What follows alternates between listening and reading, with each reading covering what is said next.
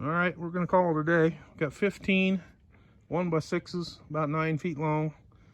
Some of them are junk. They have a few sections in them. Like that one's got a big knot in it. That one there's got a hole in it. But there's some sections of good wood there. When you build a cedar chest, the longest piece you're gonna need is about 38 inches. So, and I build mine all out of cedar. I don't put any other lumber in it. Some people use pine bottom or pine back or whatever. Mine's all cedar. I've got 3 daughters and got 1 more to build. But anyway, that was gonna go into firewood or rot over there if we didn't do something with it. So we got 15 boards. Then I cut, I should say me and my little girl helped me. We cut 4 big live edge ones.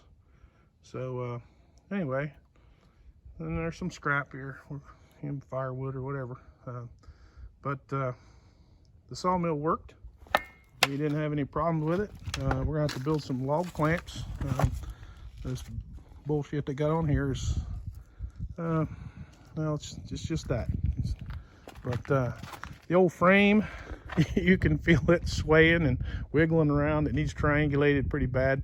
So we'll probably put an X brace in here, maybe put a little corner in here, and then full X brace up at the top.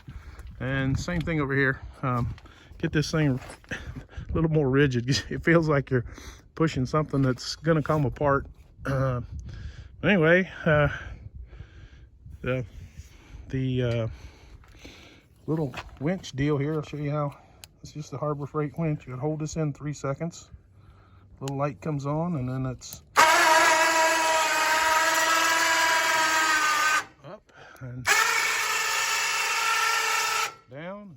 You know, pretty basic, but I didn't want to have to hand crank any more than I have to. This thing's already laborious enough.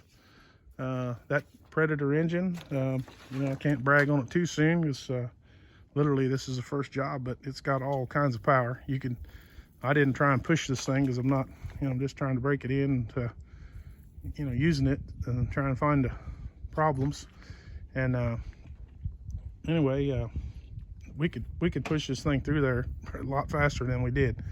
But only problem we had was the nuts fell off of this here. This is our saw guide rollers there, and somebody had a piece of chain in there and didn't put any lock nuts, so we just run the nut back on it so we can use it. But we'll put some nylocks on that.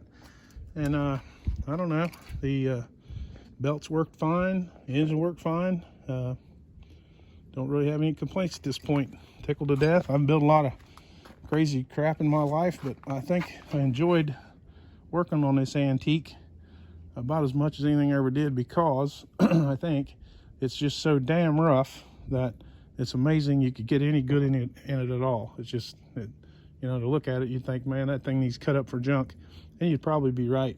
But you know, we turned it into something that works, and I don't know how long it'll work, or, you know, if we're gonna have to work on it all the time. But other than this shiv being out a little ways, I don't see any real mechanical flaws with it. I took those rollers apart and greased those, and it's you know, it works. So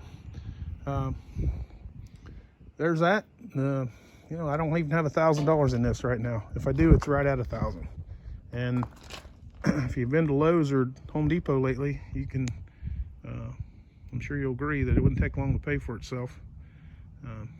So that's it. Thanks for watching. And you know, this thing's far from being done. We just we were careful to stay away from the front of it while it was running. There's no guards. That's probably what that metal right there will be. We're gonna make some guards and a lot of bracing, and that, what the hell ever that thing is on the top they built, that's coming off of there. I'll build something up there, and like I said, do some triangulation. We'll weld something there to hold it. And anyway, that's for another day. I might fool with it again tomorrow, but my little girl helped me all afternoon or all evening, and other than breaking it forward in half, everything went pretty well. So thanks for watching.